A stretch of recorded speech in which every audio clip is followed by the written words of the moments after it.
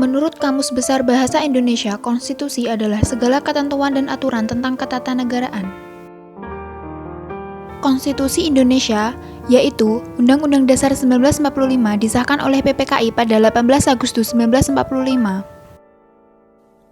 Salah satu tujuan konstitusi adalah memberikan pembatasan sekaligus pengawasan terhadap kekuasaan politik. Hal ini berfungsi untuk membatasi kekuasaan penguasa sehingga tidak melakukan tindakan yang merugikan masyarakat banyak.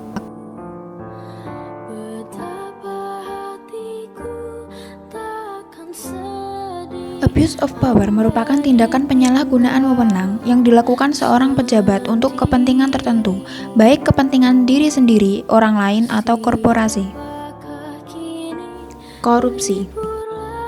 Kasus yang paling sering kita dengar adalah kasus korupsi yang melibatkan pejabat-pejabat negeri ini, di mana mereka yang melakukan korupsi ini menggunakan kekuasaan ataupun jabatannya untuk memperkaya diri sendiri. Pada masa sekarang ini, hampir setiap hari, baik di media massa, media cetak, maupun media elektronik selalu memberitakan korupsi.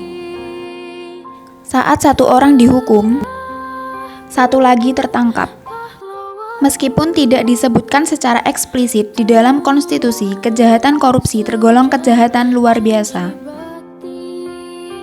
Dampak negatif dari korupsi adalah mengakibatkan melambatnya pertumbuhan ekonomi suatu negara, menurunnya investasi, meningkatnya kemiskinan, serta meningkatkan ketimpangan pendapatan. Bahkan, korupsi juga dapat menurunkan tingkat kebahagiaan masyarakat. Pada saat pandemi seperti ini, masih saja ada oknum yang tega melakukan korupsi.